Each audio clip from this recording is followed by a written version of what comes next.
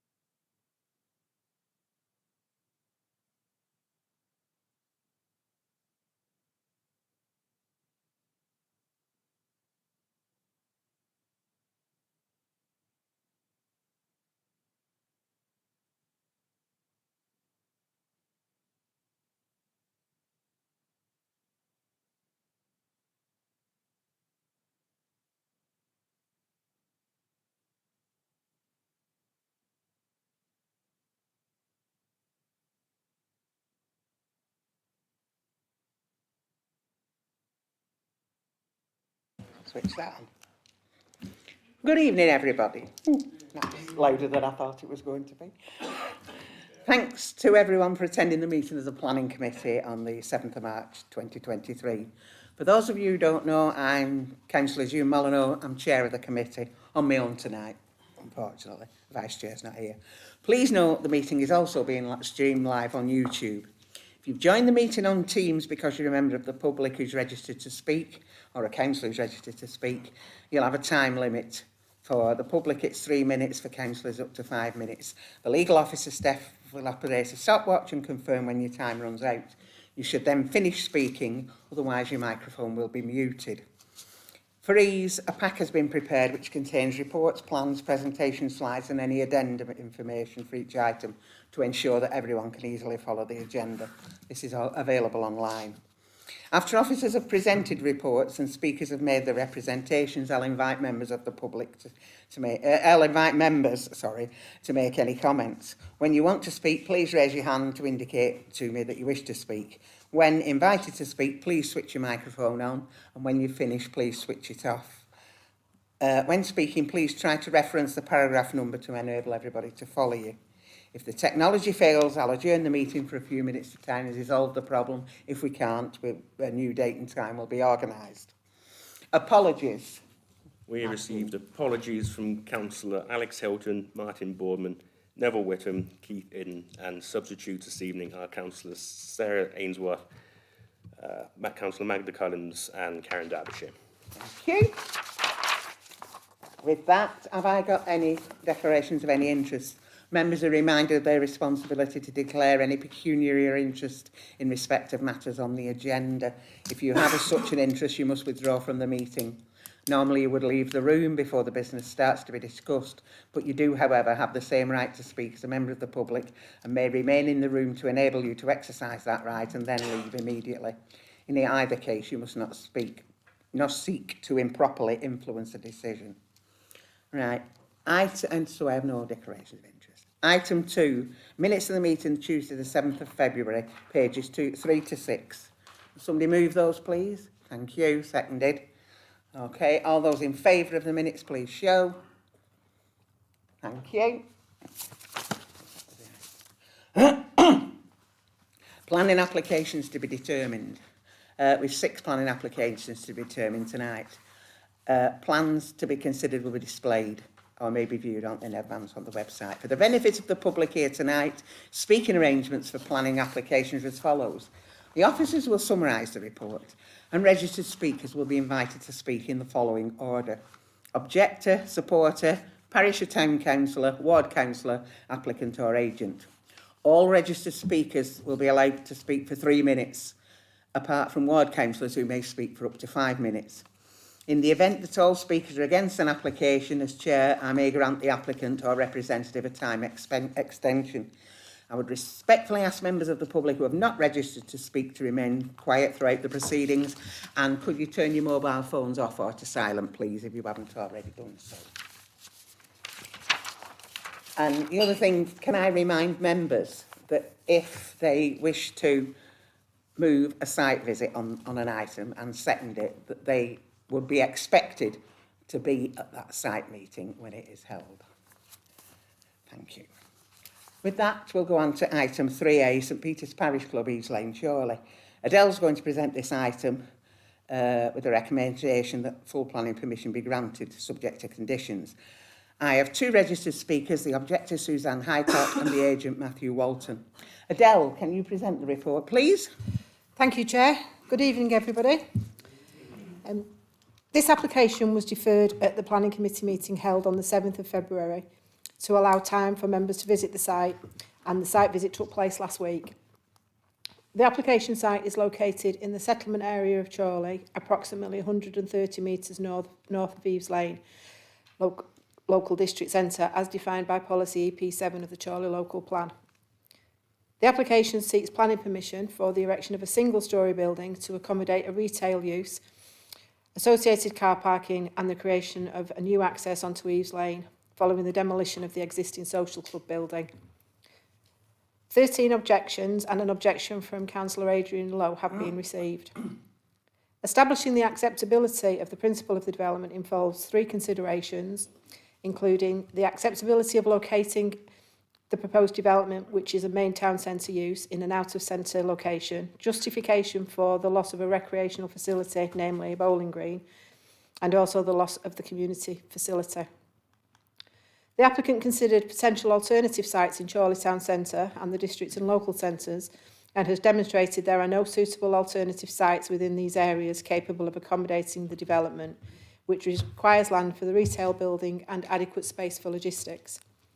With regards to the bowling green loss, it has also been demonstrated that the local area benefits from at least 7 other bowling facilities, and it is considered, therefore, that there is an adequate degree of alternative provision.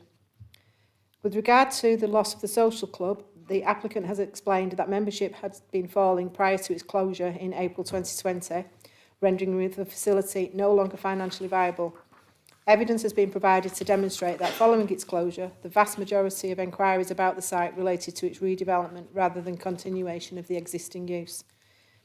In terms of design, the proposed building would be a modern yet functional building which would be set back from Eaves Lane by approximately 50 metres, and it would not appear out of place within its surroundings. Due to its height and location, it would not be visually discordant when viewed from Smithills Close. In terms of amenity, a noise assessment was undertaken. Adverse noise levels were recorded at the rear of 334 Eaves Lane. However, this is an auto parts shop, and when contextual factors are taken into account relating to recording methods and timings, the impact would be much lower, and it is also noted that there is a primary school immediately to the north which generates a degree of noise and disturbance.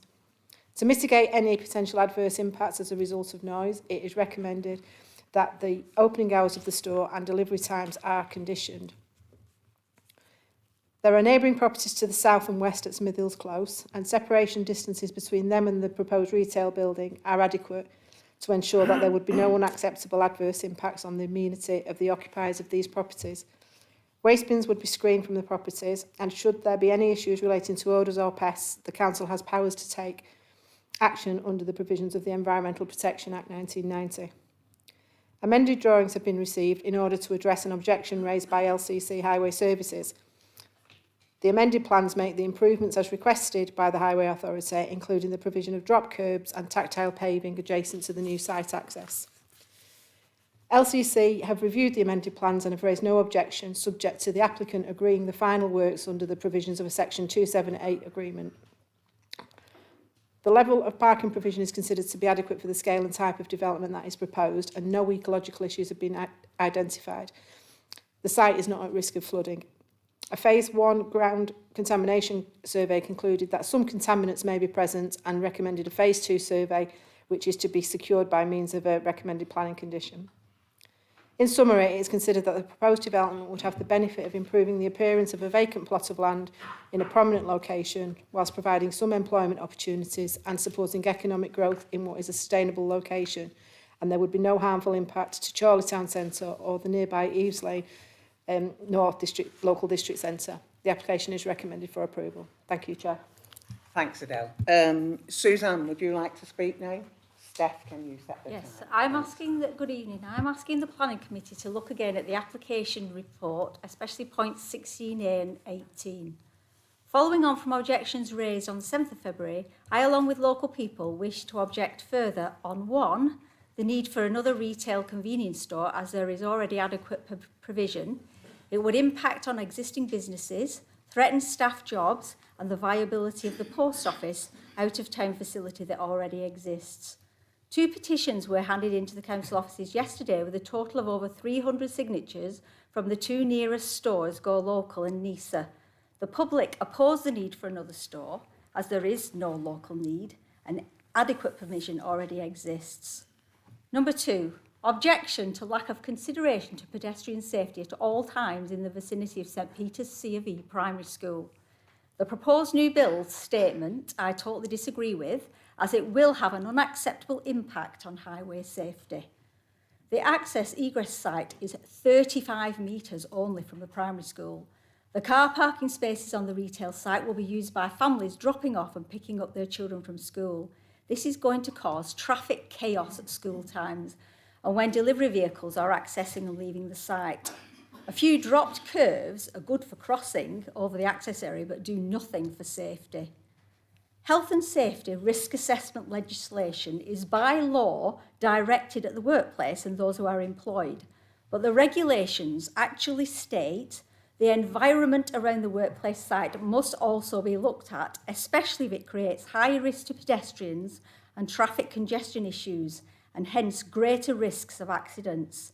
It states that all accidents to members of the public are reportable and will heavily reflect on a risk assessment having been taken in the first place that was deemed suitable and sufficient. I ask the question, has a full risk assessment been done here? I cannot see one. Only the preliminary risk assessment done April or June 22. This 156-page preliminary risk assessment document does not highlight any pedestrian or traffic hazards that can arise during or post-construction of this site. Suggestions like a pelican crossing at the access egress site would be helpful. Consideration of speed bumps on the main road, Eaves Lane. Double yellow lines to prevent parking on the main road or pavements. As at present, outside Wheels Auto Parts and in front of the present club building, cars park on the pavement. A full health and safety risk assessment is paramount here for the safety of these children, which surely means also that site meetings should be at the times of day when greatest risk is known. School drop-off and pick-up times are not at 10 a.m.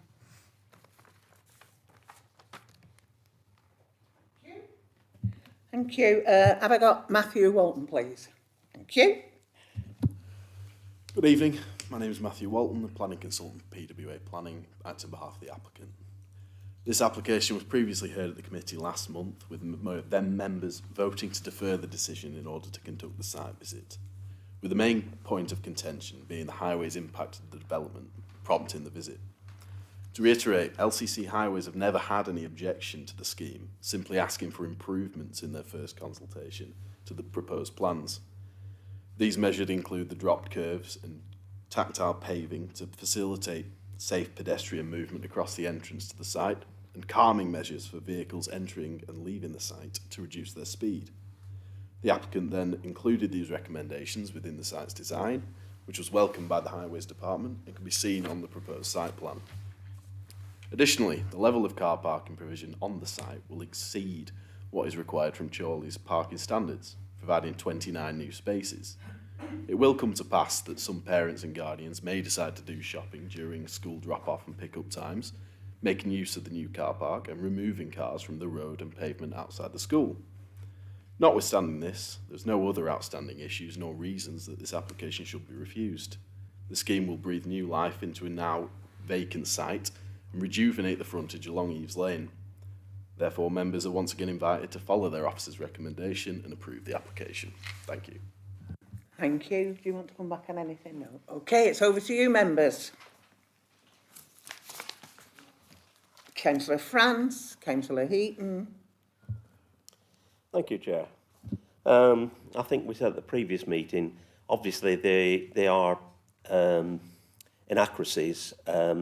Paragraph 18 that says the closest small retail unit is 0.7 miles away. Obviously, there are a number of shops much closer than that, and in fact, even a big Aldi store much closer to this site than 0.7 miles away, which is Preston Road. And if we go to paragraph 33, you will note that they reckoned that obviously the reason the club didn't succeed was there's obviously licensed premises quite close. The Mason Arms, the Derby Arms. Again, they would have to go past stores that are small retail outlets selling exactly what this one's selling. And I do have issues on traffic safety. I've been through there a number of times, and it is very congested at school times. So I'll just rest on that. Thank you. Thank you, Chair. I've read the reports. I've looked at the consultations. None of the consultees have objected to the application. The viability of a shop is not really not a planning issue. So I'm going to move the recommendation.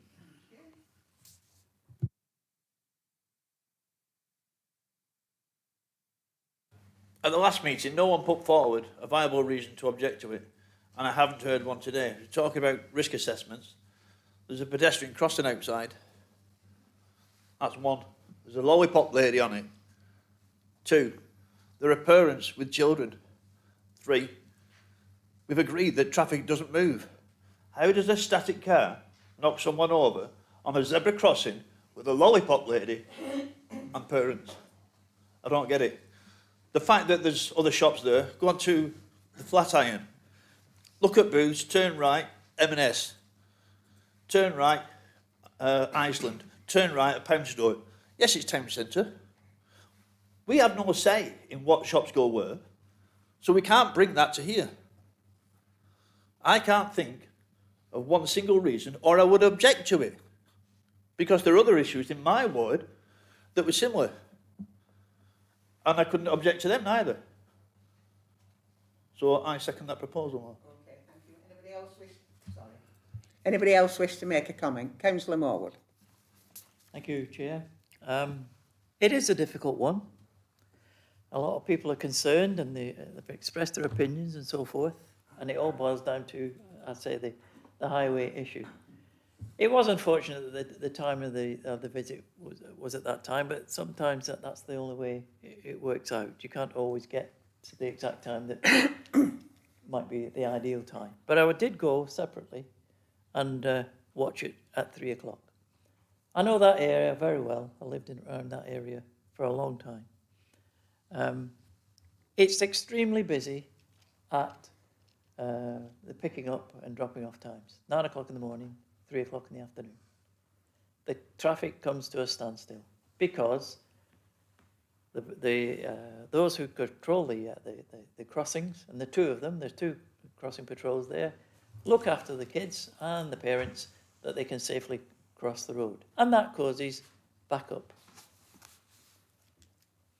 That, to me, doesn't say, right, it's causing mayhem. It's always caused mayhem at those times for 30 minutes in the morning, 30 minutes in the afternoon, and probably every other primary and sometimes and secondaries in the country. The issue is, have we got genuine planning reasons to throw it out in terms of highways? And we have to look at the experts who look at this. And I know we decry LCC at times, but we have to take their word as, as correct. They're the professionals. And I've looked at paragraphs 57 and 58 towards the end there. A new access to the site, including dropped curbs and the provision of tactile paving, is proposed. The proposed tactile paving and the pedestrian area marked on the plan will encourage pedestrian movements which are clearly defined and will reduce the potential for conflict with the moving vehicles parked. And this development is considered to be acceptable in highway safety terms. They're the experts, that's what they're saying. I accept there will be cars coming out of that new site wishing to turn right, and they may be coming out wishing to turn right at 3 o'clock in the afternoon. Well, they'll just have to wait. It's as simple as that. They'll have to wait and use common sense and the rest of it. And of course, we know that some drivers don't have any common sense. I watched them at 3 o'clock last Friday, and they didn't have it, or was it Thursday? I can't quite remember now. Friday. And yes, some of them have no common sense, and they park in a ridiculous place. But I suspect, and I hope, and I genuinely believe, that this will improve the situation no end. I'd like to think that somewhere along the line there could be double yellow lines to ensure that nobody parks down that particular side, but then that could have been asked for in all the years that this congestion has happened when the schools come in and out. So maybe it can be looked at again, and that can be looked at separately and can be requested, and perhaps highways will look at that. And that will certainly help if you want to turn right, at least you can see right. Most of them I saw turned left, but that's immaterial. I cannot genuinely look at a good reason to turn it down in planning terms. Yeah, I can look at it, I can see how and feel how the locals will get upset and concerned, but I genuinely feel that the new pedestrianised areas and the signing and the tactile paving and all the rest of it will be a big improvement for those who are walking down that left-hand side back into town.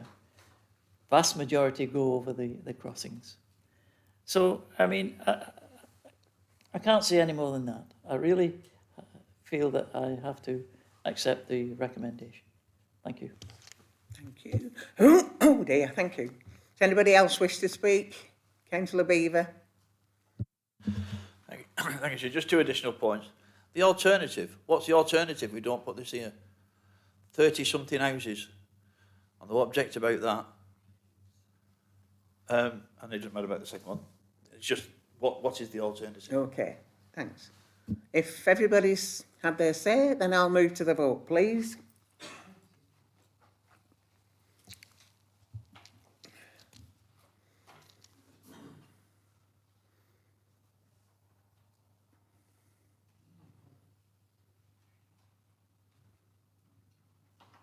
Okay, Steph.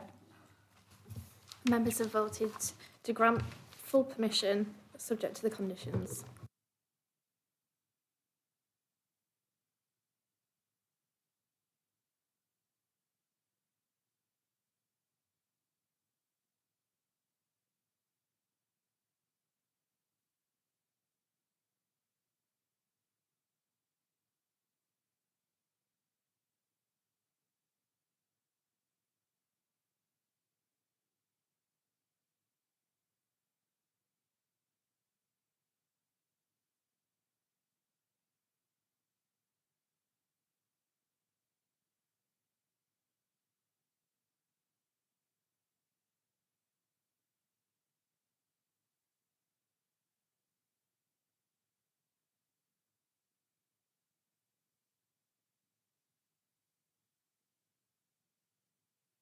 Are we ready? Item 3B is land north east of 31 Paradise Street, pages 39 to 86, with an update on your addendum. Ian's going to present this item with the recommendation that to refuse outline planning permission for the reasons set out within the report. I have a number of registered speakers. The objector, David Berry, Parish Councillor Colin Grunstein, Ward Councillor Adrian Lowe and Jenny Whiffen, and the agent Alexis de Paul. Some are joining via Teams. Councillor Lowe, Alexis, can you hear? Yes, Chair. Thank you. Yes, I can. Yeah, okay. Okay. Ian, can you present the report, please? Yes, thank you, Chair.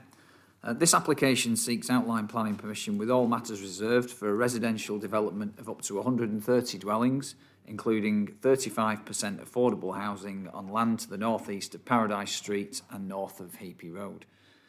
The application site is located in a part of the borough that is designated as an area of other open countryside by the Chorley local plan and comprises open grassland framed by trees and woodland. It's bound by Black Brook to the immediate east, with Heapy Road to the south, whilst there is a public right-of-way that dissects the site.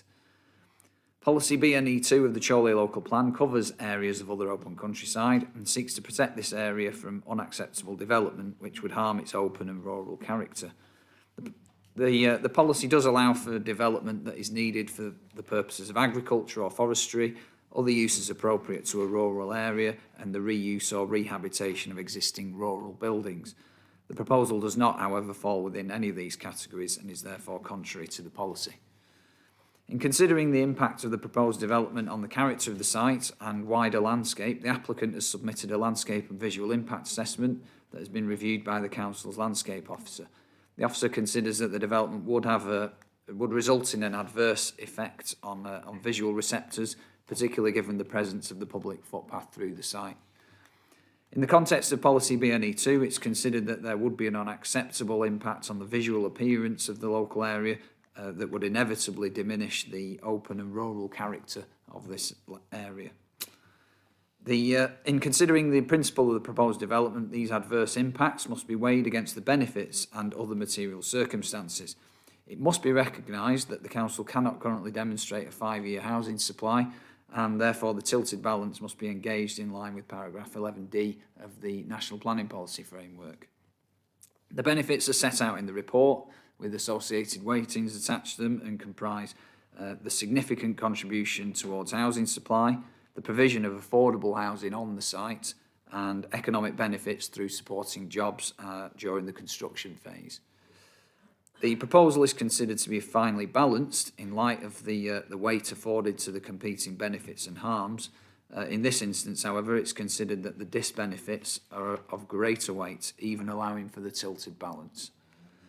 Other technical matters, including highways, ecology and drainage, are considered to be acceptable and in accordance with the policies of the development plan, subject to appropriate mitigation. Notwithstanding this, however, the proposal is considered to be unacceptable in principle, and it's recommended that members be minded to refuse outline planning permission. Thank you, Chair. Thanks, Ian. Have I got David Berry, please? Okay. The 214 public comments that object to this proposal reflect the horror with which this application is viewed by residents and by many visitors from further afield to this beautiful part of Chorley. The comments are summarised in the report you have, so I'll just highlight one or two of them.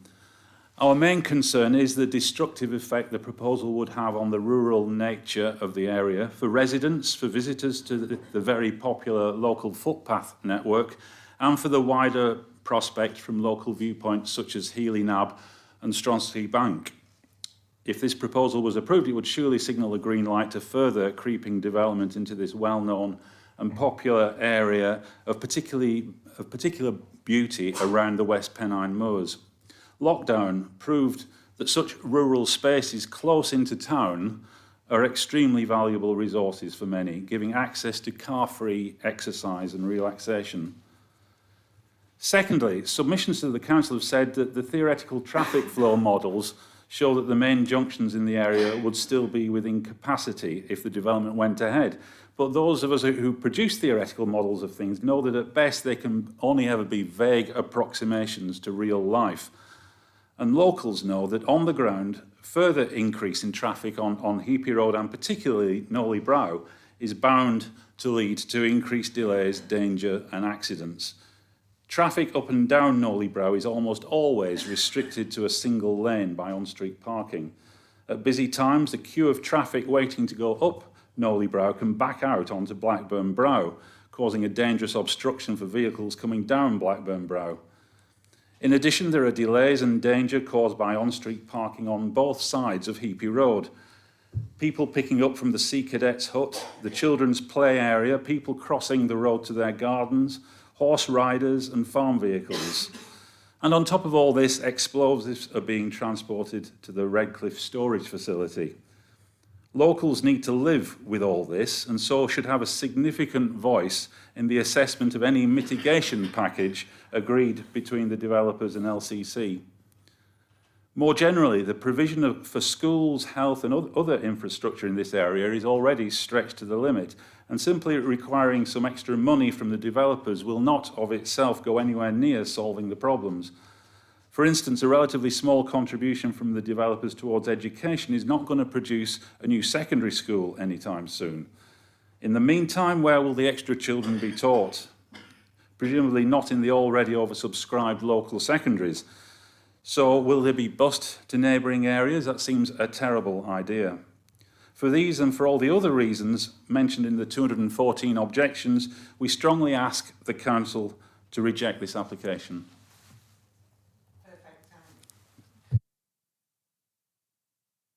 Thank you. Colin Grunstein, please, Parish Councillor. Thank you, Chair. I speak on behalf of Heapy Parish Council, which borders the site east of Blackbrook. As can be seen by the number of comments made regarding this application, there are many concerns, a very few of which I will highlight. The open aspect of the land has been mentioned, so I will concentrate on road safety, transport and travel issues. Firstly, the entry from Heapy Road, shown in the plan, is near bends in both directions, which, although on a 30-mile-per-hour stretch of road, is one in which many vehicles are taking at higher speeds. In addition, the pavement widths on Heapy Road are, according to Lancashire County Council, not sufficient width for modern standards. Further along Heapy Road, on either side of the entrance to Paradise Street, there are cars often parked the whole length in front of the terraces on Heapy Road. In addition, there are often cars parked on the other side of the road, narrowing it further. There is no suitable alternative car parking provision. Extra car volumes would make this stretch of road more dangerous. The T-junction at the bottom of Knowley Brow is often a difficult junction for cars turning right onto Blackburn Road, with queues forming at busy times, having to manoeuvre round the cars parked outside the houses on Knowley Brow. Again, there is no plausible alternative car parking provision for these houses. Extra traffic will increase these problems. The hope that the new residents will use public transport, cycle or walk to destinations is an admirable objective, but ignores several facts.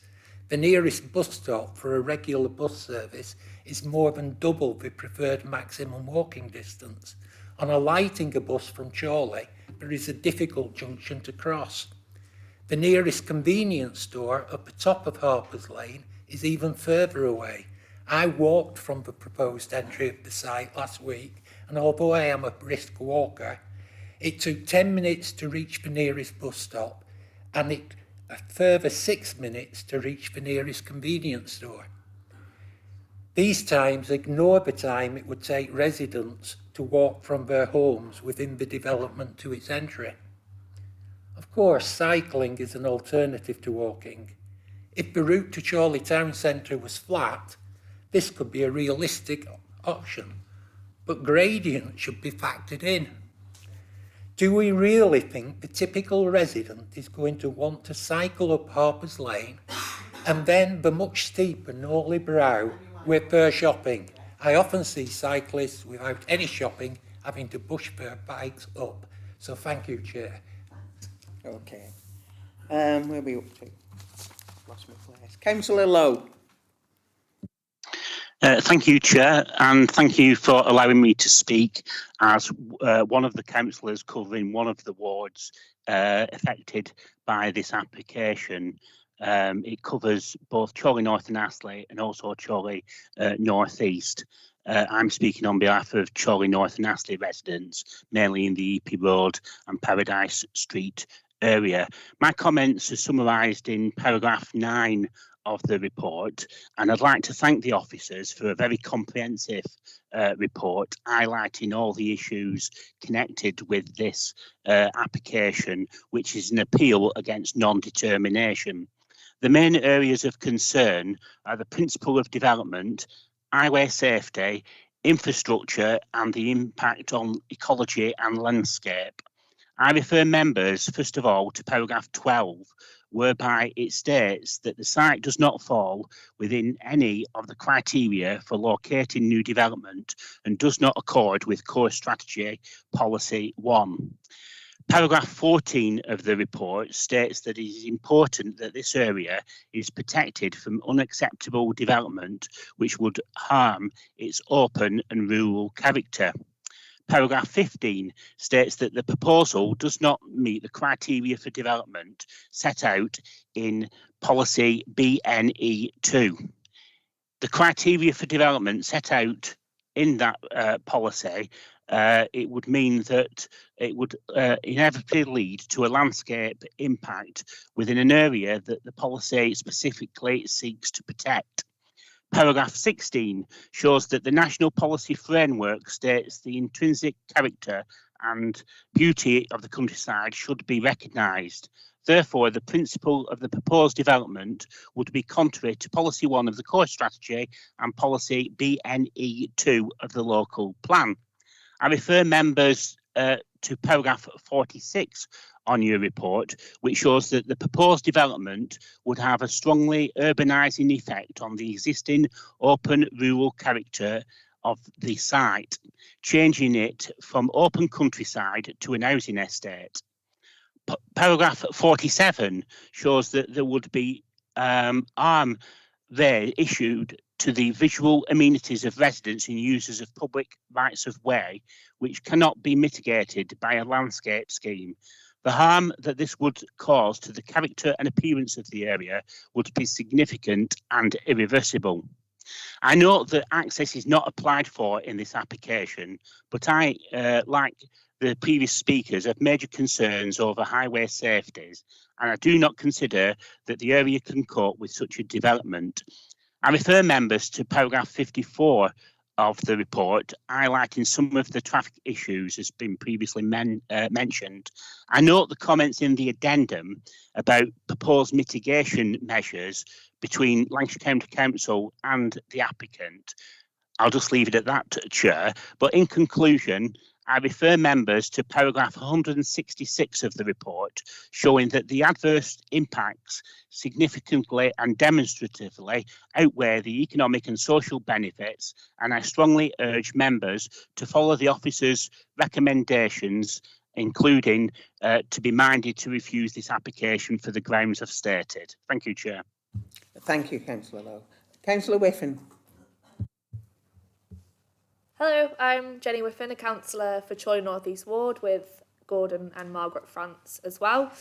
Now, although the planning application for Paradise Street doesn't fall directly in our ward, it does border it, which means that many of our residents we represent will be impacted by the potential housing development. Therefore, today I'm standing with Councillor Adrian Lowe and his ward colleagues to speak against the planning application for the housing on Paradise Street. So firstly, the proposed development contradicts policy BNE2 of the Chorley local plan and also policy 21 of the Central Lancashire core strategy. This is because the proposed area is assigned as an area of other open countryside within the Chorley local plan, and therefore any development would have a negative effect on the views and surroundings of the location. It's a beautiful, unspoilt area with lots of wildlife such as deer, hedgehogs and owls, and building here would only destroy their natural habitats. As well as this, I'd also like to refer to paragraph 11D of the National Planning Policy Framework. Here, the policy talks of tilted balance, which means that planning permission should be granted unless there are adverse impacts which would significantly outweigh its benefits. Now, Heapy is a beautiful rural area where if 130 houses were to be developed, the countryside would suffer more negative impacts than positive ones, which is an unacceptable adverse effect, and therefore I think the planning application should be rejected. In addition to this, the proposed development conflicts with the core strategy policy 1 and local plan policy BNE 3 because it is located directly outside an already defined settlement, and therefore it would create the issue of overdevelopment within an area. 130 houses is simply too many houses for the location, especially when you consider other planning approvals, like botany, for example, in the vicinity too. And what happens when overdevelopment occurs? It creates issues for the residents with regards to infrastructure. There already isn't enough infrastructure to cater for the needs of the current residents as it is. There's not enough school places, dentists or doctors. The bus service is almost non-existent. In fact, the closest bus stop is almost 700 metres away. As such, it's practically impossible to live here without a car, and so increasing the number of residents will inevitably increase the number of cars, which isn't exactly environmentally friendly. But the new residents will also have to travel longer distances for the local services because the amenities were already oversubscribed before they even arrived. And I've just spoken about the inevitable increase in cars, but I can't mention that without briefly touching on the amount of traffic in the area. Drivers already don't adhere to the 30-mile-an-hour speed limit, and joyriders frequently travel down Heapy and Chapel Lane. They're already dangerous roads, and they'll become regular commute diversions for current residents and newcomers in the 130 houses. To even consider increasing the number of vehicles here is ridiculous, and therefore, I think the Paradise Street planning application needs to be rejected. Therefore, in conclusion, I would like to object to the planning application for residential development on Paradise Street. The issues of infrastructure are bad, but most importantly, the proposal would have an adverse effect on the views and surroundings of the location, and therefore it contradicts policy BNE2 of the Chorley local plan. Thank you. Alexis, would you like to speak now, please? Hi, thank you for the opportunity to speak, and please accept my apology for not being able to attend in person. Whilst the committee report has been updated by the addendum sheet issued earlier today, I would like to highlight that in addition to the local highway authority having confirmed no objections in terms of highway impact, highway safety, access or sustainability, one of the agreed mitigation measures is the provision of a town bus service into the site with a bus turning facility within the site itself. This not only addresses the initial comments about accessibility to bus stops, but will provide wider benefits to the existing houses in the area by improving their accessibility to public transport. With regards to the planning balance, the committee report confirms the council does not have a 5-year housing supply and the NPPF tilted balance is therefore engaged. Consequently, whilst there may be conflict with local plan countryside policy, the application must be considered in line with the tilted balance. The test, therefore, is whether the proposed development would result in harm that significantly and demonstrably outweighs the benefits. The officer report highlights that helping to address the housing shortfall and affordable housing need are benefits of significant weight, and that there are other economic and social benefits associated with these proposals. I would also add that the committed bus service represents a further benefit for reasons stated. In terms of harm, there are no objections to the grant of permission from key statutory consultees relating to matters such as ecology, highways, accessibility, flood risk or drainage, etc. The officer report refers to landscape impact. The fact the application site is identified in the preferred options as a housing allocation means the council has already accepted the site to be a suitable site to meet the borough's housing need. In so doing, consideration will have been given to matters such as landscape impact, the loss of designated countryside, and any other potential harm. In this context, it is unclear how the officer report can suggest that the development of the site would result in harm of such magnitude that it significantly and demonstrably outweighs the accepted significant benefits. If this were the case, the site would not be a housing allocation in the preferred options. As such, and contrary to the suggestion in the officer report, under the NPPF tilted balance, permission should be granted. Thank you. Thank you. Want to come back on anything? No? No, okay, over to you, members. Councillor Derbyshire.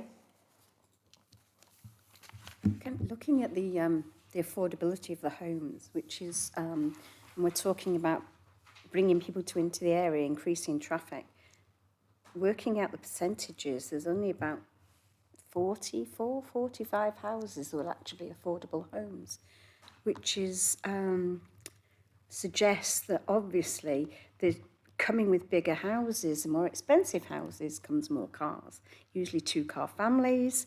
And again, where is the parking going to come from? And even the benefits that they're talking about with that few affordable homes is not going to be in that area without lack of transport, without all the facilities available, is going to be more of a hindrance, I would say, to some families than actually a help. So I would actually urge people to vote against the motion. Okay, thank you. Councillor Heaton. Thank you, Chair. I'm quite happy to support the recommendation, but I feel that possibly we'll struggle a bit. The preferred options is not going to help. I think we did discuss about saying preferred options rather than just options. It suggests that it's going to be in the future plan, but as it stands, the tilted balance, as we were told the last meeting, may just support the recommendation. So I'll move the recommendation, or I second it. I'm not sure if that's been done.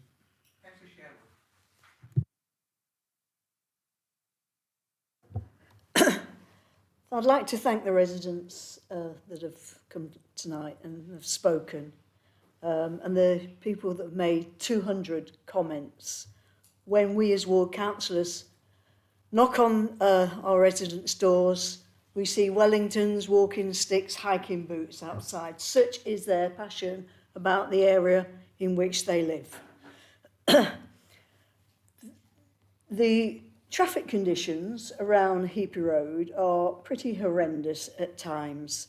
There are blind bends, parked cars, narrow roads, speeding traffic from the Kitaway estate, agricultural vehicles, horses at the weekends, ramblers, and motorbikes. This is an area of countryside. Heapy Road and Paradise Street leads to an area of a triple S interest site. And I would suggest it is the beginning of the buffer zone to an area of outstanding natural beauty. 2 to 3 years ago, there were moorland fires, if you recall, and masses of wildlife was destroyed, and Natural England said that could take up to 7 years to replace the damage that was done. So are we going to build at the bottom and have moorland fires at the top, which we have limited control over with climate change and some reckless behaviour, accidental or otherwise, and then end up with less and less areas of natural beauty?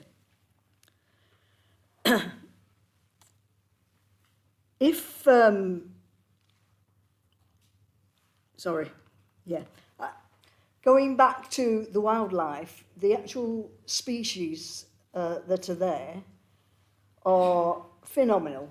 You ask any serious Twitter or naturalist in Chorley natural history, and they have unique butterflies. Where we're talking about, these residents will see deer out of their window, I suppose most days, lapwings, buzzards, kingfishers, and many, many more unique species heading out towards the moorland. I fully support the officer's recommendations in declining this, and not only do I feel I'm speaking for the residents, I feel that I'm standing up for nature and wildlife. Thank you, Chair. Thank you, Chair. I think if I remember right, we had a significant flood risk in this area within about 75 yards of this, Boxing Day 2015. Sufficiently so that the residents of EPJ, which is almost directly across the road, couldn't and were being told they could possibly be evacuated from their houses, and the town hall was opened, ready to accept them. Now, this has been improved by 2 culverts under the road being cleared, but, you know, that was a significant flood risk. My other concerns would be, as parish colleagues, ward colleagues have said, there is an awful lot of traffic on those roads. My fear would be that the quickest and fastest route to get to East Lancashire and to some of the village primary schools would be Tidebourne Lane and Chapel Lane. These are only just in parts sufficient for 2 vehicles to pass. So it's all right saying people will go Blackburn Road way. There's going to be a lot of congestion. They're going to use the country lanes. We had a recreation facility turned down by LCC Highways at the corner of Chapel Lane and Tidebourne Lane, simply because of that, because they didn't think the rules were sufficient. So therefore, I know I'm well with the officer's recommendation on this. Thank you very much. Thank you, Councillor. Thank you, Chair. I agree with what Councillor France just said, actually. When you get traffic going down Blackburn Road, it's because they're avoiding the Hartwood roundabout. As well, if you do have an accident near Blackburn Road, you're going to get people going up Heapit and cutting through to get up to where they want to go, where Withmill and Brinscoll is. This development is not appropriate on this land. And can I just draw members' attention to paragraph 72? It would not be practical for a bus service to directly serve the development. I've never known a estate in Chorley have a bus service go through there, so I support the officer's recommendation. Okay, thank you. Councillor Beeve. I am, Chair, thank you. I agree with everything that's been said. It's a shame this item wasn't first, because if this doesn't get approved, some of these houses may well have gone on this shop site. And now we've got a shop coming. Those residents haven't got as far to go. Thank you. Thank you. I have a proposal, but nobody's formally seconded it. So could somebody do that? Councillor Sherwood. I actually had you down in my list, but I realised it. Okay, if nobody else wants to make any comment, I'll move to the vote. Okay.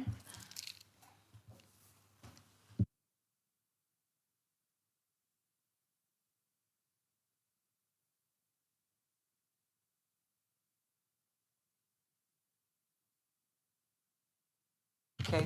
Members have unanimously voted to refuse outline planning permission for the reasons set out in the report. Okay. Any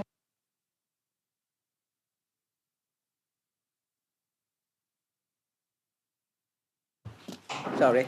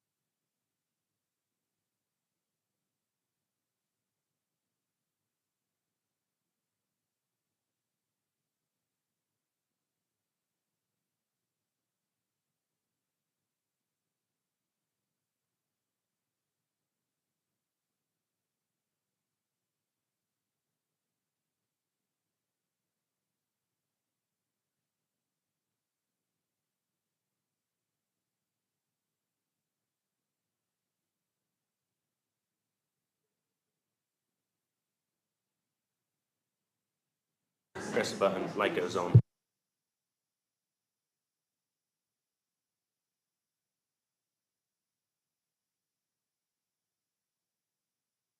Button on, light, speak.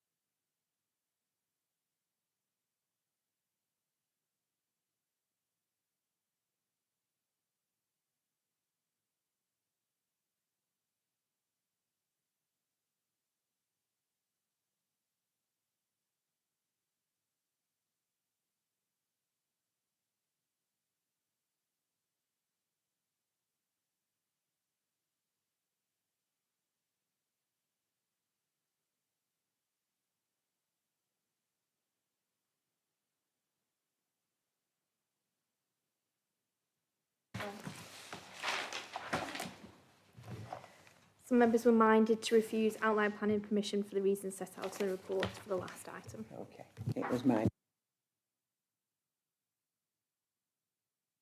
Right.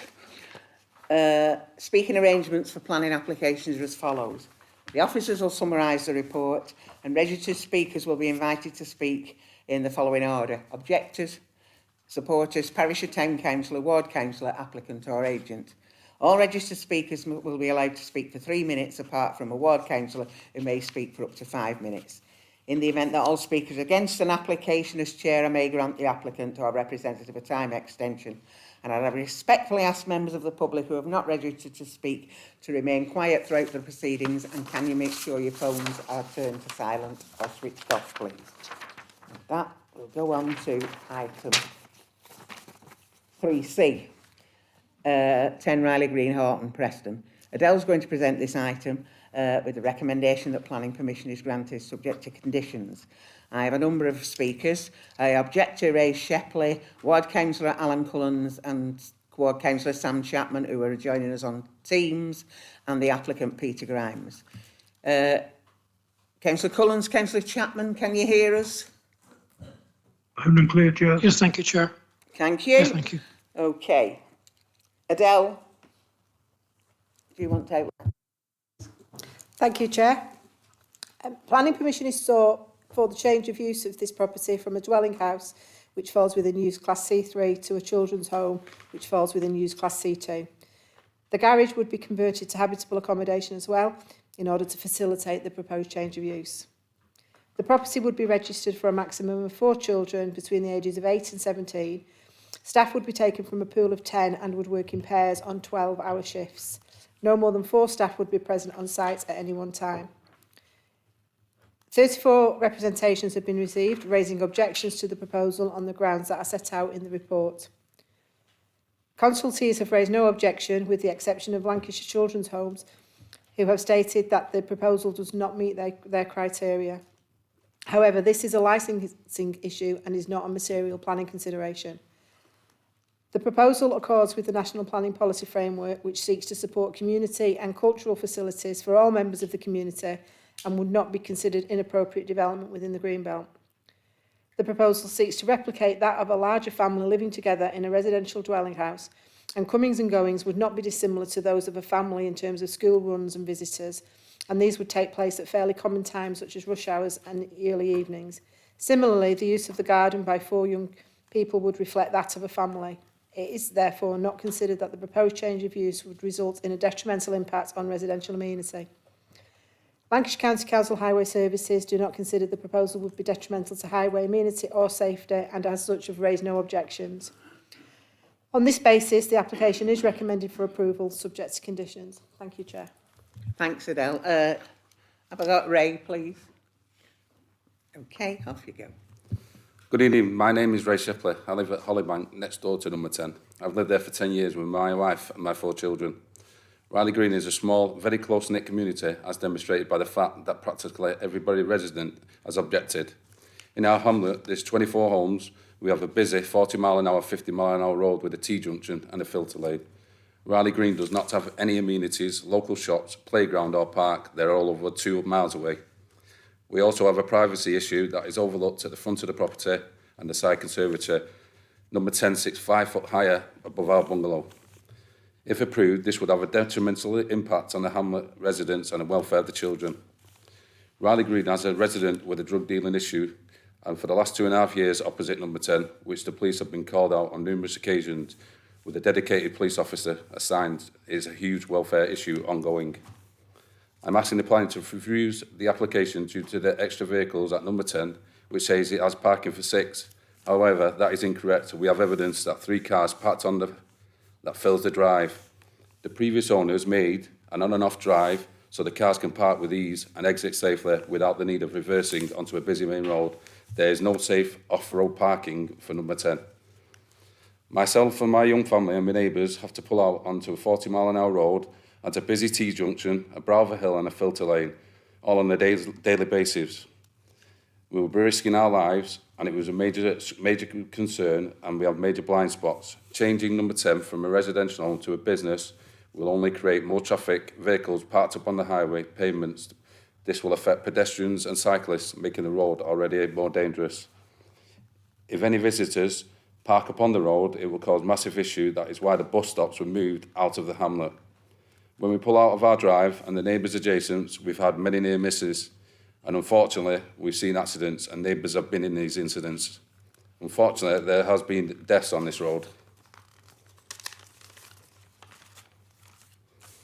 Ofsted report from one of Brinscale care homes describes the children in their care as having experienced significant trauma and neglect in early years.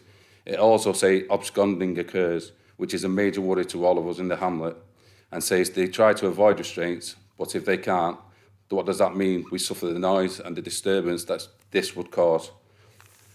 The planning statement underplays the character of a property as a children's home, describe it as a normal family home. A normal family home does not have to be Ofsted registered, with 10 plus staff picking up and dropping off. There will be over and normal visitors, plus social workers, plus managers. There is also a field directly behind number 10, with only a 3-foot fence, with livestock and machinery and a tree wood yard across the field. This is easy access and all risks being mitigated. Thank you.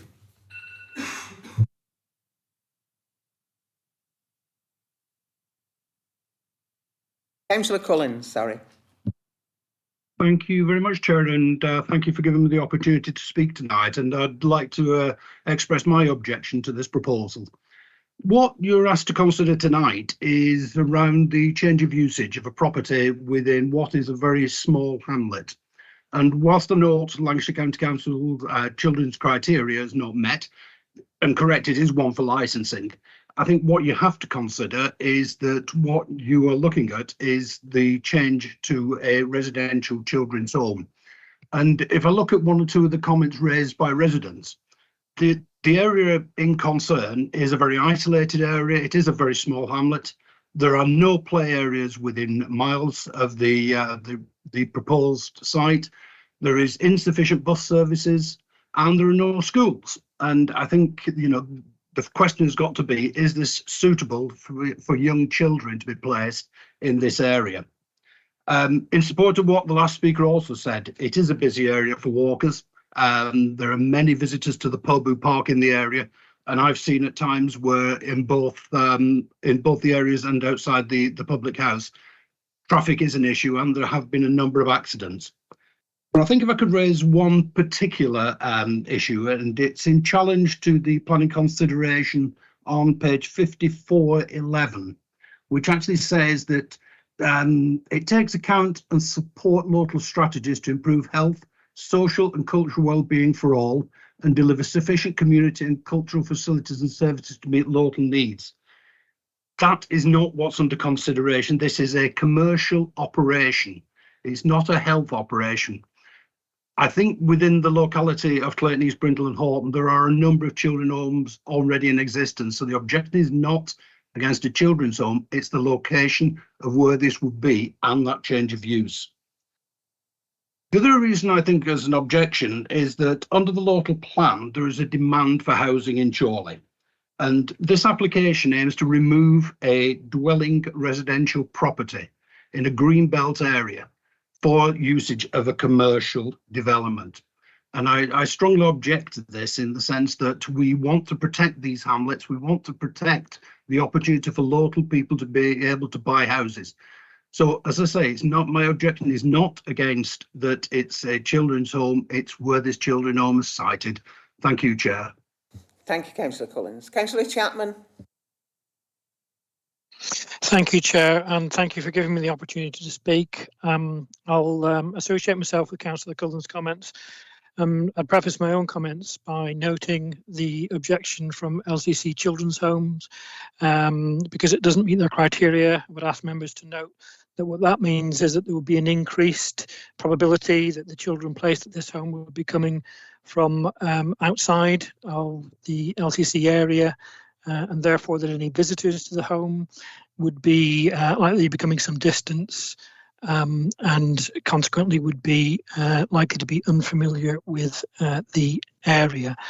I'd also like to say that I appreciate the work the officers have done in putting this report together, but I do need to take a different view with regard to the statement at paragraph 27 that the occupation of the property by 4 young people and 2 adults would replicate that of a larger family.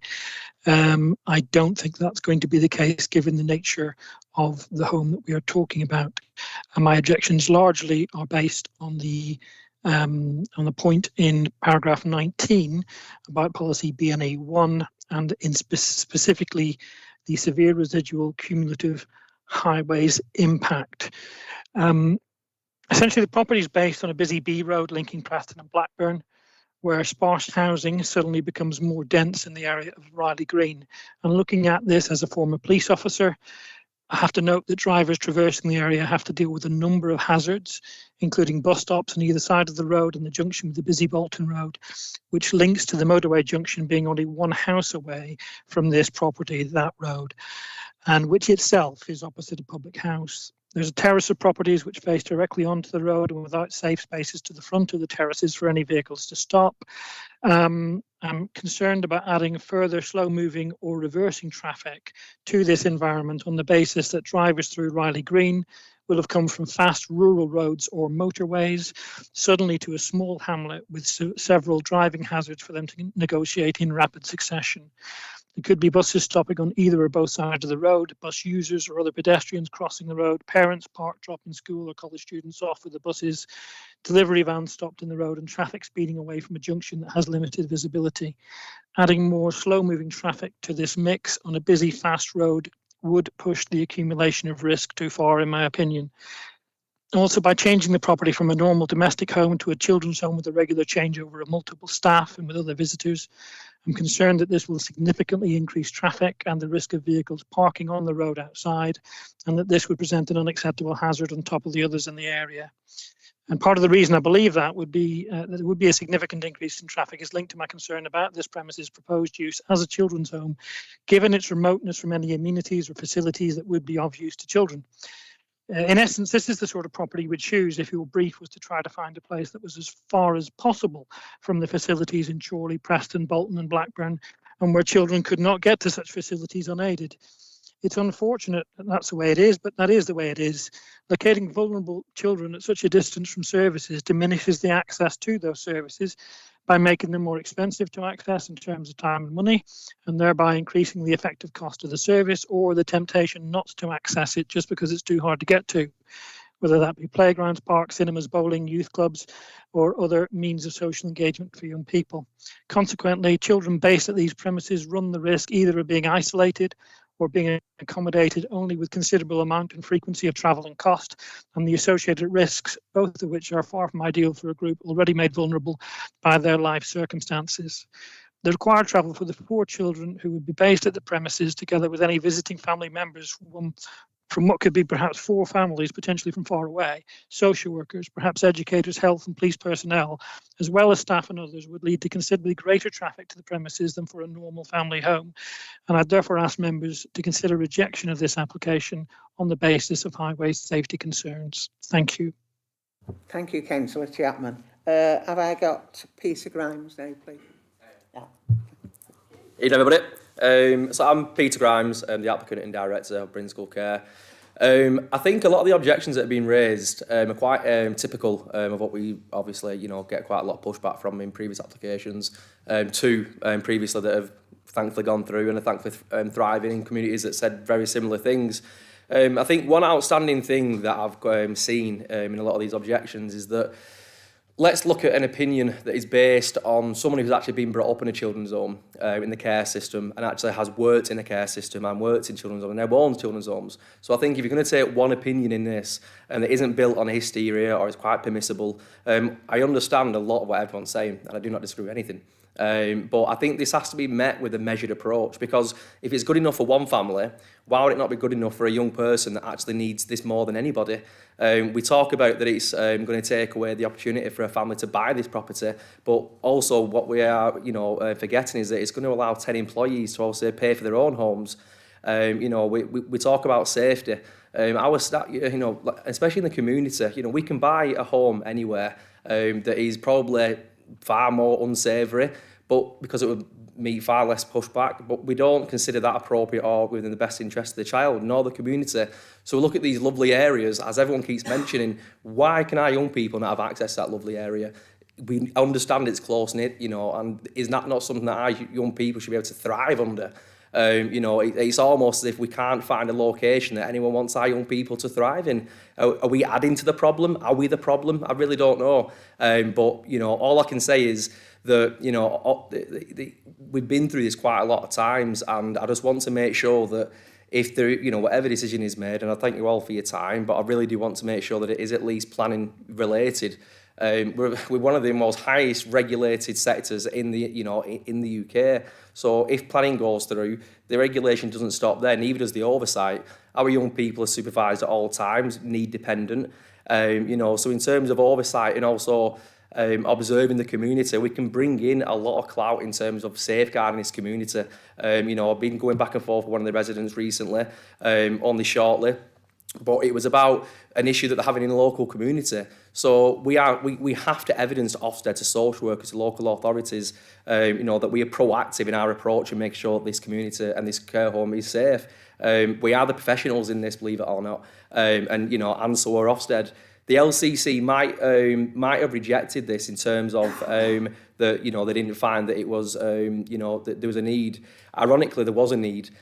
We just refused to only look after Lancashire children because that would then further exasperate the issues that people don't want. If you don't want antisocial behaviour, we can't just look after Lancashire kids, because if we've only got 2 Lancashire kids already in the placement, then thank you for your time. Okay. Okay, thank you. Over to you, members. Councillor Beaver, Councillor Derbyshire. Thank you, Chair. Great comments from over there. We remember a couple of years ago, we were asked to oppose a similar thing, and we all voted for it because we all thought that the young children deserved to be in a setting like that. We recommended to approve it on subject to conditions, which are all to do with building it. I've worked in this industry. There's just a couple of things that I'd like to ask a question on. It says at paragraph 5 about how many staff are going to be there, and a maximum of 4 people during the day. 2 9 a.m. to 9 p.m. 2 9 p.m. to 9 a.m. There's not 4, there's 2. And there's 4 people, so that's a ratio of 2 to 2. Fine. But they have one-to-one care. And I'm related to, it says about Lancashire County Council doesn't meet the criteria. And this is where I feel there's a bit of a failing within this project to support these young people. Adele's got a comment for you. Just a point of clarification, really, in terms of the maximum number of 4. That's to cover the short crossover period. Sorry? That's to cover that will be when there's a short period of time when there's a crossover and a change of staff. So there will be 4 when they're crossing over the shifts, to presumably provide updates and handover notes and things like that. Yeah.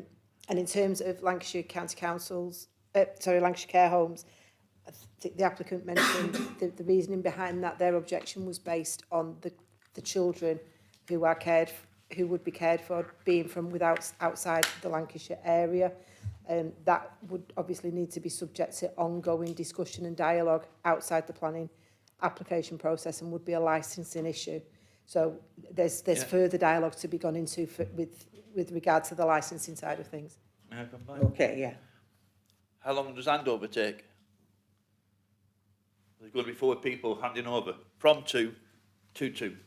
20 minutes, 30 minutes.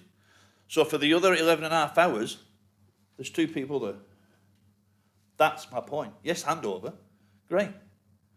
So I don't know which way to go with this, because I would love these young people to have this facility. I don't really understand it because we're in the middle of nowhere. And I think young people should have access to facilities. And when it comes to this one-to-one, one staff takes one person out, there's only one member of staff left for 3 children.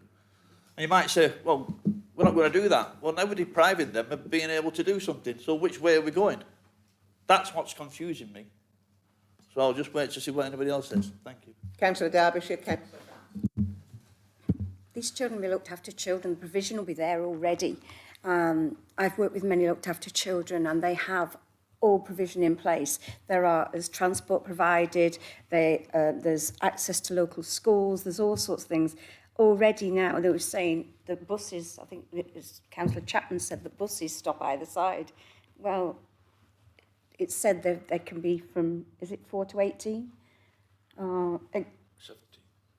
17. Well, some of these children will be accessing buses and things like that.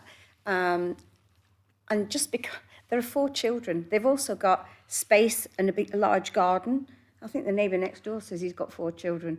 What's going to be the difference? Okay.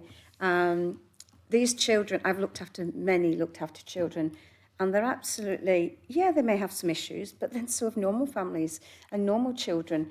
So why deny them the right?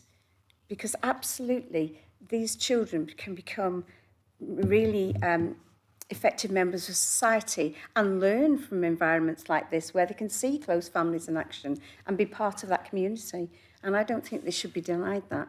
But the facilities are there. Okay, all looked after children have plans, have access to certain things, go to clubs, have entitlements, and that will be looked at as a whole. So they won't be leaving one behind and taking 3. There will be all sorts of things that will be arranged for those children. And it's not a case of just dumping them there. Those provisions will be made, be mapped out and will be planned, just like someone going to hospital, just like someone, you know, who's accessing psychology services or whatever. Just like children who go to school. These children come out and go to school. Plans are in place. They are safeguarded. They are looked after. The neighbours aren't, these children aren't unsafe. They're just children.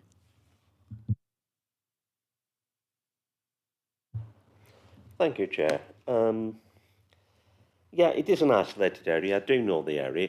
One of the things I have a slight problem with, I'd like to ask officers, it is a very, very busy road with a number of accidents on there over the last 30, 40 years, with fatalities as well. It's a fast road. Would there be a turning circle? I would have a problem if people were backing out of this facility onto that road, because it's a fast road, and obviously coming off motorways, motorists shouldn't exceed speed limits, but they do. So that's just a question. Would there be a turning circle so vehicles would be able to go out forwards? I won't be happy people backing out of there. Adele. I'm not aware there would, Councillor France, but I think the issue that the county have looked at is the risk is no greater than it being in use as a residential property, so it would be unreasonable to require any highway safety improvements. Okay. Councillor Heaton. Thank you, Chair. One of the photos suggests there's 2 entrances to this property, so maybe that explains why they can go in and come out forward. We actually have a facility like this in Charnock Richard, which, as far as I'm aware, hasn't caused any great problem. It's close to other neighbours, everybody gets on. The main issue at ours was the parking on the road, but this looks like there is a diagram shows about 6 cars on it, so it seems like there's plenty of room for off-street parking. So I'm quite happy to move the recommendation, Chair. Thank you. Adele, you wanted to come in. Yeah, I just wanted to follow up on Councillor Francis' point. You will have noticed from the presentation, like Councillor Heaton said, the property does benefit from a drop curb on either side, so that you can drive all the way through. So you could, all your manoeuvring through that site could potentially be in a forward gear. Thank you, Adele. As I say, I just have a Okay, concern. anybody else wish to speak? Councillor Whittaker.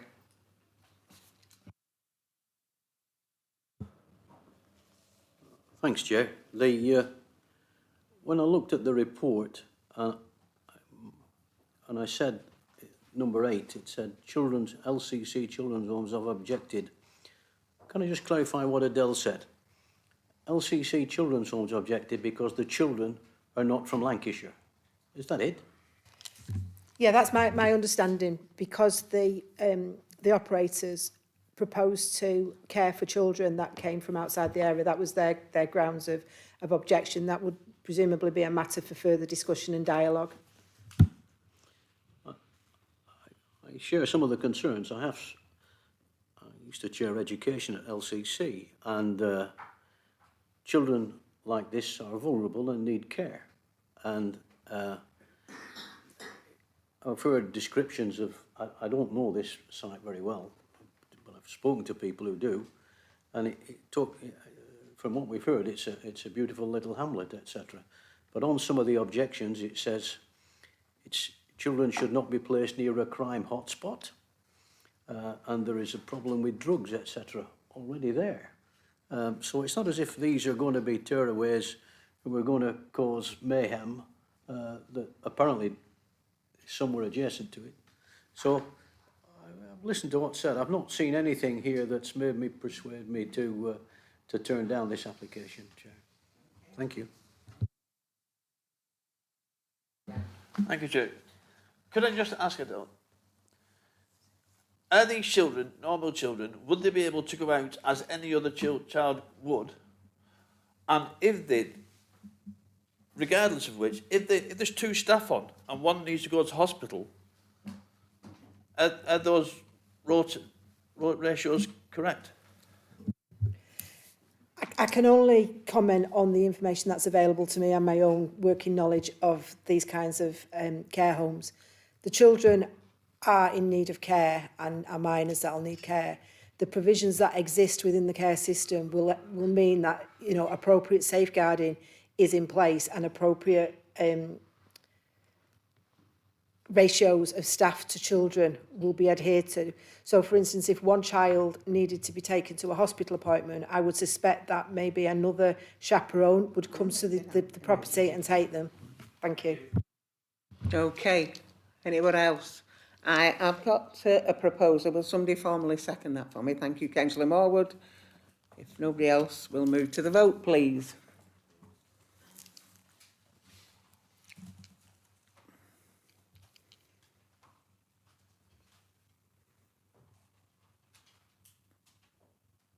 Okay.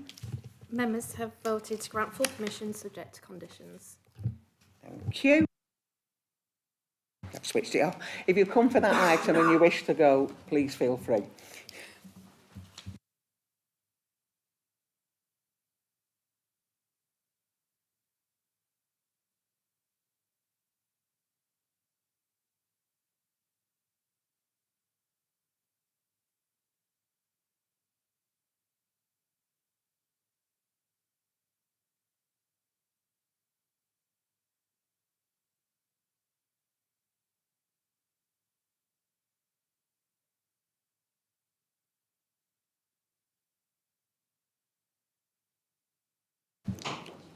Okay, moving on. Item 3D. Lucas Green and Lucas Lane, Whittle-Le-Woods, with an update on your addendum. Adele's going to present this item, and the recommendation is reserve matters consented granted subject to conditions. There are no registered speakers on this item. Adele. Thank you, Chair. Outline planning permission was granted in 2018 to demolish the existing dwelling and garage, and to erect up to 10 dwellings, with all matters reserved apart from access from Lucas Lane at the southern end of the application site. This reserved matters application now seeks consent for the details of appearance, layout, scale and landscaping. Whilst the outline planning permission is for up to 10 dwellings, the reserved matters proposal is for the erection of a total of 6 detached dwellings, 2 of which would have integrated garages and 4 with detached garages. No neighbour representations have been received, and as explained in detail in the committee report, there are no outstanding objections from technical consultees. A conditional objection has been received from Whittle-Le-Woods Parish Council, raising concerns regarding surface water drainage and access from Lucas Lane. The principle of the development has already been established as being acceptable under the provisions of the outline planning permission, as has the suitability of the site access, which resulted in a requirement from the Highway Authority to install passing places and street lighting along Lucas Lane. The key issue to consider is whether the details now proposed are acceptable, taking into account the relevant policies and specific requirements of the conditions of the outline planning permission. A wide range of dwelling types and design styles exist in the area, and the proposed detached dwellings are of a modern design and appearance with some interesting features. The materials palette consists of mainly brick elevations, slate or tile roofs with stone window sills and heads. The final choice of materials could be agreed through a suitably worded planning condition, and it is not considered that the proposal would be harmful to the character and appearance of the area. With regards to the density of the development, the application proposes a low density development of 6 relatively large detached dwellings.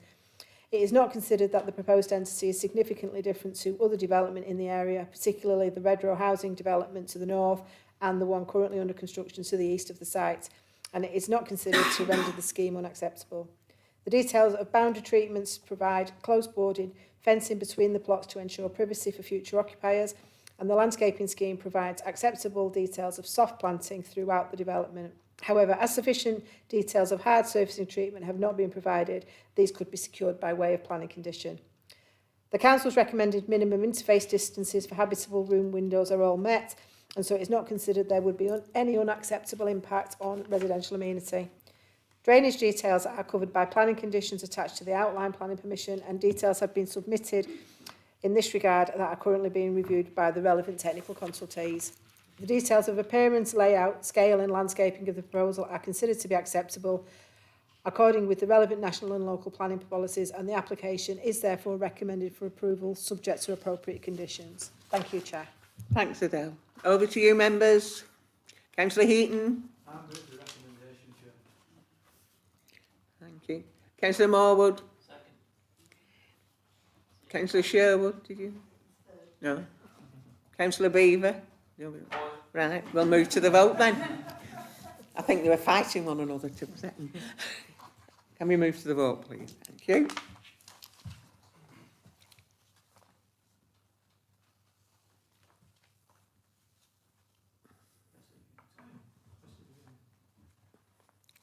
Yep.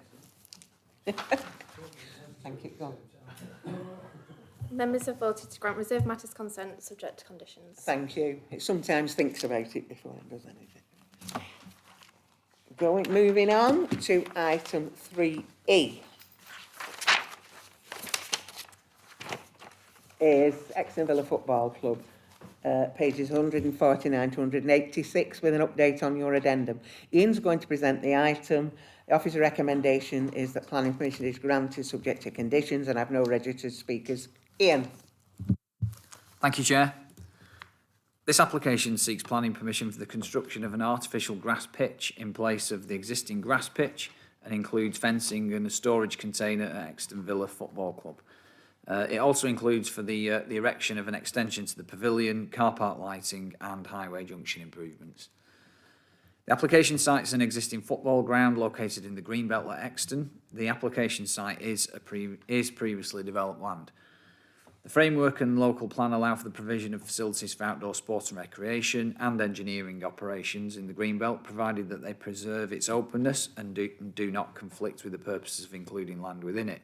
It also allows for the extension of buildings in the Greenbelt, provided that it doesn't result in disproportionate additions over and above the size of the original building. The proposed artificial grass pitch, car park lighting and highway junction improvements do not impact on openness or the purposes of including land within the Greenbelt, and so are not inappropriate development. Whilst the extension to the pavilion is modest and not disproportionate, so that is also not inappropriate development. There is a ball stop fence and container, and these do result in a degree of impact on openness, and therefore they would have to be considered inappropriate development.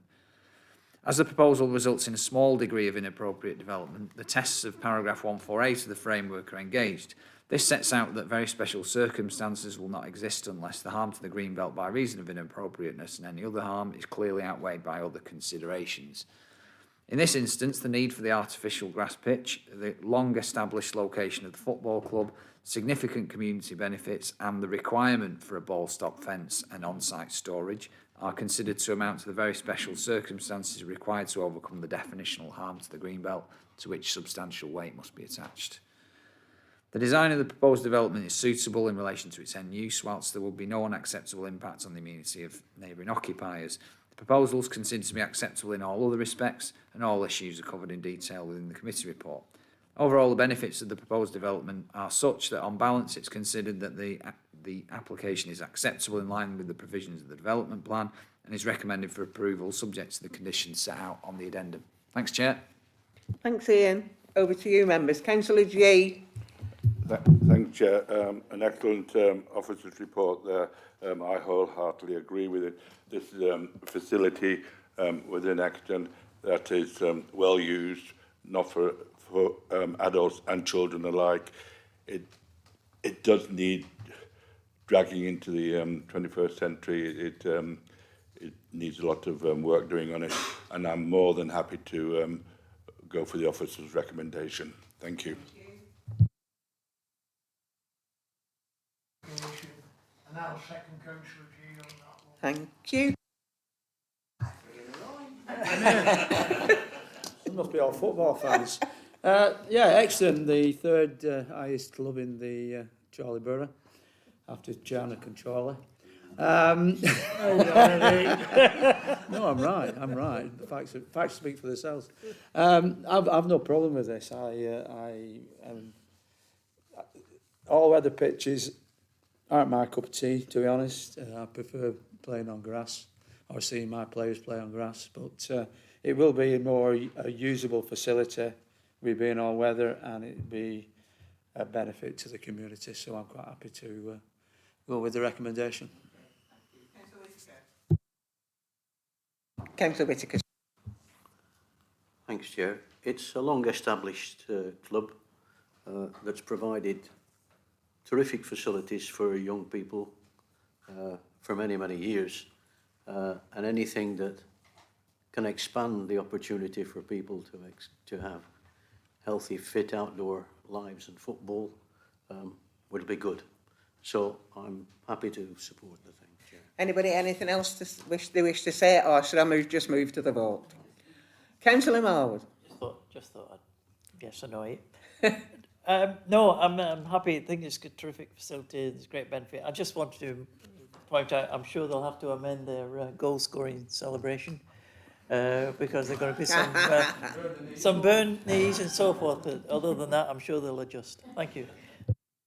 Councillor Derbyshire, anything else to add? No, I was just going to say I used to live right by the football pitches there, and it just used to be very muddy. So that'd be an improvement. Can we move to the vote then, please?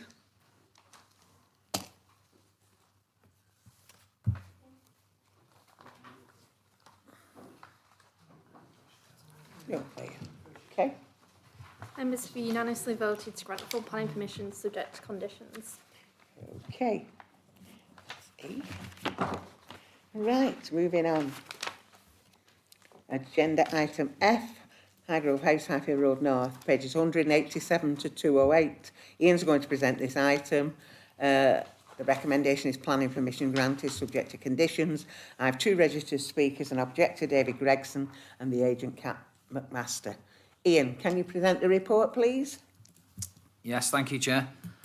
This application seeks planning permission for extensions and refurbishment of an existing residential care facility, including a three-storey extension on to the eastern elevation, two-storey extension to the southern elevation, single-storey extension to the northern elevation, and a canopy and access ramp to the front entrance with landscaping, parking and associated infrastructure. The site is located between Highfield Road North and Preston Road within the settlement area of Chorley, close to Chorley Hospital, and therefore the principle of development is acceptable in this area. The proposed extensions will be modern in appearance, whilst the most prominent element would be the three-storey extension to the east side of the site adjacent to Preston Road. The site occupies a lower level relative to Preston Road, and although the proposed extension would screen the existing building from this position, its mass would be visually appropriate due to the difference in levels. The other extensions reflect the scale and form of the existing building, and overall it's considered that there will be no detrimental impact on the street scene at Preston Road or Highfield Road North. The scale and position of the extensions relative to nearby residential properties is considered to be acceptable, such that there will be no unacceptably adverse impacts on light, outlook or privacy. Changes to the position of the car park and manoeuvring areas are not considered to result in any adverse impacts on amenity through noise and disturbance over and above the present situation. The highway impacts of the proposed development have been assessed by Lancashire County Council Highways and are considered to be acceptable as the proposal meets the council's parking standards. Overall, the application is considered to be acceptable in accordance with the policies of the development plan and is recommended for approval subject to conditions. Thank you, Chair. Thanks, Ian. Have I got David, please? Yes, thank you, Chair. Yes, I'm here this evening to forward an objection, but let's get the whole thing straight. I'm not objecting about the actual buildings. I think they're fabulous, and that's not what I'm here for. The car parking facility, one of which is intended to run parallel full length of the boundary line, east and west side of Highgrove House, located between our property at number 14 Fairway. I refer to plan view of drawing number 5069/01. It's highlighted in red. It wasn't, I think it was that one I wrote before, I'm not sure. Now, if you look at the vehicles that's parked across there, you can see where exactly I'm talking about. But however, there's no side elevation plan showing anything significant about the drop of the height to the boundary line in between the existing properties of Highgrove House and our property 14 Fairway, which will require significant civil engineering work to raise the level of land required to accommodate the proposed car park. The topography of the land there is very difficult. It slopes down from the level of where the original car park is to our drive. I've measured it up roughly, about 5 feet of a drop. There's lack of transparency regarding construction. For example, dividing walls, fences, safety barriers, increase the height of the land along the boundary, which is built to support the parking facilities and the facility area, because we're going to build things on there, which are needing now, because where the things are left on there now, such as bins and waste, it's awful really. It needs beefing up, it needs sorting out, and it's been long overdue. Written down in my house deeds, it states both sides of the property, east and west, are joint and party walls. Therefore, shall be repaired and maintained as such. I'm not against progress, and I'm not or change, and especially where health of the elderly is concerned, and anybody else for that matter. But it's got to be carried out correctly. I mean, there's no indication of how that's going to be built, what it's going to be built of, where it's going to finish up to my boundary line, the levels, the heights, everything else. Now, Highgrove House is a commercial business, but I've experienced a lot of changes in the last 52 years since I bought the property. If the planning committee can assure me that we will have some input in how the project will be managed and constructed in order to suit both parties, for example, the form of fabrication that's going to be needed to raise that land up, to accommodate the vehicles. Also, what it's going to be constructed of, is it going to implicate us as a neighbour? It's bound to do, because I'm standing there now, the bar park's going to be here. Now, when it... You can finish, no. So when a car arrives, if you look how many cars are there along, and it's needed, because car parking around that area now is atrocious. People are parking on Highfield Road, Fairways, and everything else around there now to go to Chorley Hospital. Yeah, can you? That's right. So if the, sorry, I'll finish now. If the, let me get me piece here now where I am, and then I can finish off. If the, I'm going to if the planning committee now, will, can I just finish? It's important. Can I finish? You know, you've had. Well, I were helping. What I was going to suggest, the planning committee now will back me up in helping. Has been in the system to help the people. You've had. Yeah, well, it's important because their government is going to come and build the Berlin Wall, and we're not. When I'm not saying it, I'm not against. Yeah, you know, I had to put your microphone off at the end. Okay, that's it now. Thank you. Right, Kat, is it? Yes. Would you like? Oh, you're there. You were over there last time, I looked. Chair, members of the committee, many thanks for the opportunity to speak before you today. The proposed development seeks to refurbish and provide extension to the existing care home. Could you speak up, please? Sorry, could you speak up? I can't. No, I can't really hear you. Make sure you put your machine right in front of you. The proposed development seeks to refurbish and provide extension to the existing care home in order to increase quantum and improve quality of care. There is an increasing need for appropriate care facilities, especially for the elderly post-pandemic, that will allow them to develop and maintain the daily routines and feel safe. During the lockdown, we all understood the importance of being able to leave the house, go to local shops or a park, see our friends, and feel normal again. That's exactly how the residents of many care facilities feel every day, missing their normal lives and daily routines.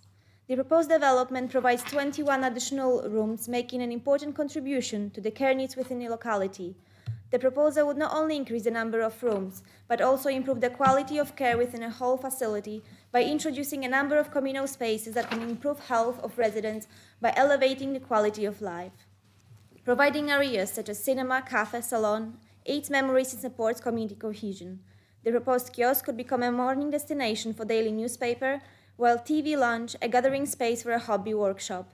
Additionally, the proposed secure landscape space has been incorporated to provide access to a high-quality outdoor environment. All of these places will encourage social interaction between people and improve the mental and social well-being of residents. Through ongoing and detailed discussion with officers during determination, the proposal has been amended to best sit within a street scene and respond to neighboring properties. The scheme responds to and incorporates the local vernacular while it's offering a high-quality contemporary proposal, enhancing the street scene and sense of place for residents, staff, and visitors. The well-considered approach offers opportunity for the betterment of design quality in Chorley. The proposal constitutes a highly sustainable development with nearby public transport services and existing parking, which is being enhanced, providing a choice of travel methods for both visitors and staff members. It is within a close distance to Chorley Hospital, ensuring the facility is well positioned to provide a supporting role within the increased quantum, enabling more Chorley residents to be cared for locally rather than outside of the borough. The proposal is therefore ideally situated to provide a betterment in care without negatively impacting upon the immediate environment. Finally, expanding the facility and increasing the level of care provided would secure the long-term future of the site and result in further employment opportunities. To conclude, the proposed development would make a valued contribution to the care offer within the locality and continue to support those members of society who are in need. You have heard a comprehensive report from your planning officer setting out how the proposal complies with the development plan and national planning policy, receiving no objections from any statutory consultees, such that we request that you vote in line with your officer's recommendations. Thank you. Thank you. Over to you, members. Councillor Heaton, Councillor Whittaker, Councillor Beaver. Thank you, Chair. I think the gentleman who was talking about the levels, I think he's concerned about how high they're going to build a new level. Can the officers answer the gentleman's question about the levels, the increased levels? Yeah, thank you. Thank you for that question. We've just been looking at the actual submitted drawings. Whilst there's an indicative elevation that shows a difference in levels, I think it would be necessary for an additional condition requiring the finished ground levels to be agreed. because I think that relationship does need to be looked at carefully, and bearing in mind what the gentleman said, I think I'd be more comfortable, if I'm perfectly honest with you, seeking a cross-section at this moment in time so I can properly understand that relationship. It's given me a general overview, but what I can't do is give that gentleman the comfort that he's asked for this evening, and I think that's a fair point. Yeah, okay. Thank you, Chair. Who's on my list? Councillor Whittaker. Thanks, Chair. I don't think anybody objects to this proposal. I didn't quite follow all the thing that the supporter was talking about because it was going a bit too quick and going through a process that I couldn't pick up the words. But nevertheless, I think what I'm going to propose, Chair, is, and it follows on from perhaps what Adele just said, the issues of levels, the issues of boundaries, and the relation to properties nearby need to be clarified. And I'd like to suggest, Chair, if it's possible, that we defer this application to the next planning committee so that we can get information and plans and some idea of what it would look like visually, so that we can make a proper decision, given the fact that it is in such close proximity and it is a major extension of a much needed facility, which I think we're all agreed with. So if you like, I'll make a proposition, Chair, that we defer this to the next meeting. Let Adele, yeah. And then we can get some more information that perhaps Adele and officers could provide us with. Thank Adele. you, Chair. Thank you for that, Councillor Whittaker. I am mindful that it is in close proximity, particularly to two houses, and it is quite a significant bulk and scale of mass. So if members are minded to defer it for us to get cross-sections to be provided so you can actually understand it in visual forms, may I suggest, and I don't often do this, that members would like to undertake a site visit as well so they can understand that relationship? Well, my comment, while we are, if we do defer it, makes sense to go on the site visit where we've got that opportunity. So I've got Councillor, I know, calm down. I've got Councillor Beaver first and then Councillor Ainsworth. Thank you, Chair. I think what Councillor Ainsworth might be excited to say is that we were on canvassing that area this weekend and you weren't in. We knocked on your door. We put a little leaflet through your door. Yeah, we were guilty of that. We spoke to a neighbour and there were other concerns which are listed in the report, most of which I asked her. I told her what planning determination was, what it meant, and she agreed that most of them did not apply. Now, of course, this one is not in there and wasn't spoken of, and I agree. So I will second that we defer it, and I will propose a site visit. And Madam Chair, may I ask, I will be there as long as it's between 11 and 2. Oh, he's getting stuff. We'll see what we can do. That's when I'm available. We'll 10:30 then. We'll see what we can do. Councillor Ainsworth. I agree with Councillor Whittaker and Councillor Beaver. I think it's important that we listen to residents' views. There is another road that needs to be considered as well. There's Highfield Road North, but there's also Preston Road as well. Thank you. Okay, and the consensus seems to be that we defer this and have a site visit at the same time. So can we move to the vote? That's been proposed and seconded. Although, yes, now's your chance.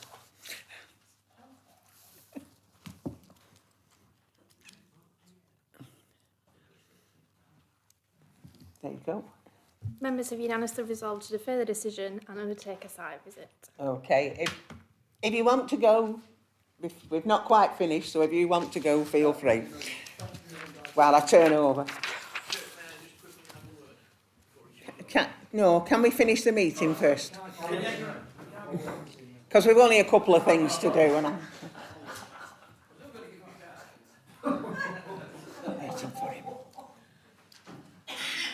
Right, moving on to item 4, tree preservation order, pages 209 to 216. Adele. Can I propose we accept this officer's recommendation as it's in my ward, and I'm more than happy with it. I'll second that, Chair. Does anybody want to comment? If not, move to the vote. I like ones like, press the button now. We've gone past that now. We only do that when it breaks. Why have you voted against? Too late, yeah? But you're over it. Don't worry, there are enough of us.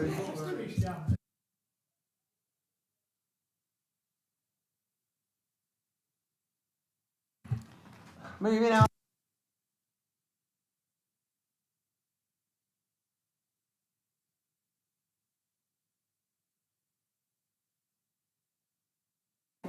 No comment really. It is simply for noting. If any members have any specific questions about any of the appeals that appear on these lists, by all means do contact me for any more details. Thank you, Chair. Move that we note it.